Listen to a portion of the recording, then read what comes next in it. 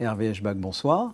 Bonsoir. Je viens de le dire, le gala de Fightets se tiendra ce vendredi. Quelle est l'importance de ce gala pour l'association ?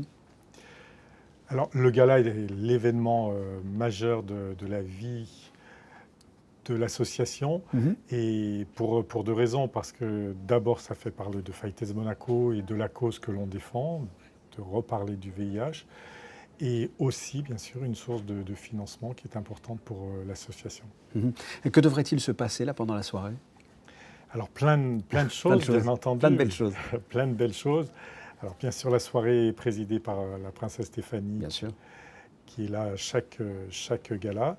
Ensuite, il y aura une tombola qui est encore plus exceptionnelle que toutes les autres années. Et un concert aussi, tout aussi exceptionnel, puisque c'est Michael, The Magic of Michael Jackson. Voilà, un tribut à Michael Jackson. Ce gala, et le fait comme ça de vous avoir, ça me donne l'occasion de vous demander quelles sont les missions, un rappel, les missions et les objectifs de Fightets Monaco tout au long de l'année. Alors, l'objectif principal, il y a deux objectifs que la princesse a fixés quand elle a créé Fightets Monaco, c'est d'aider les personnes vivant avec le VIH, que nous faisons tout au long de l'année ici à Monaco avec 2 accueils hebdomadaires. Donc accueillir des personnes vivant avec le VIH, leur proposer des activités de revalorisation, de bien-être. Nous accompagnons aussi des personnes à Carpentras à la maison de vie, donc c'est l'autre versant. Et le deuxième objectif, c'était la prévention. Donc tout au long de l'année, nous faisons de la prévention, que ce soit dans le milieu du travail, le milieu scolaire avec l'éducation nationale, ou par exemple le Test in the City comme le dernier en juin. Avec combien d'affiliés en principauté ?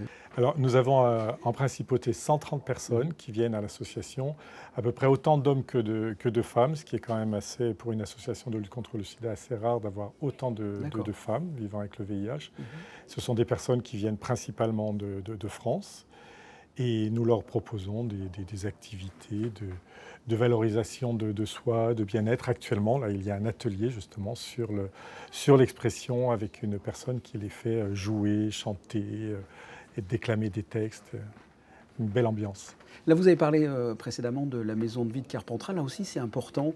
Ça a été créé par la princesse Stéphanie. C'est important aussi, cette maison de vie pour Fightets ? Oui, c'est important parce que c'est presque complémentaire à ce que nous faisons ici à Fightets Monaco.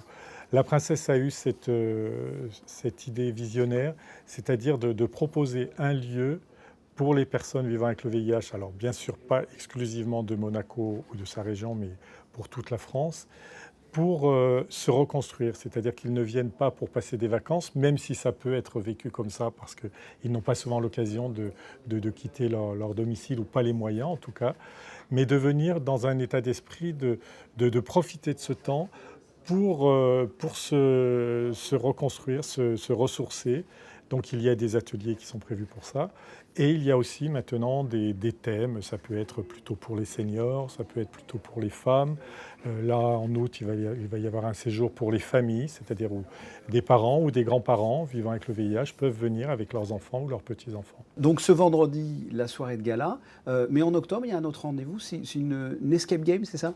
C'est bien ça, c'est un escape game. Alors, nous avons repris une initiative que nous avions proposée à l'Éducation nationale d'un escape game sur les risques liés aux soirées pour le milieu scolaire. Toutes les classes de seconde l'ont fait.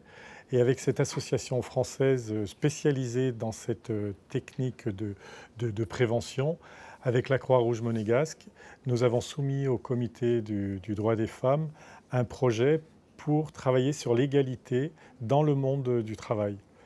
L'association des femmes chefs d'entreprise de Monaco, qui est membre comme la Croix-Rouge et comme Fightets Monaco du comité, nous a rejoints pour construire ce projet spécifique que l'on envisageait, où nous abordons des questions de la diversité, de l'inclusion, et le proposer aux entreprises, aux associations, aux directions du gouvernement princier, d'envoyer des personnes pour jouer autour d'un escape game, mais réfléchir à des questions fondamentales au moment du recrutement, au moment de la vie d'équipe, enfin.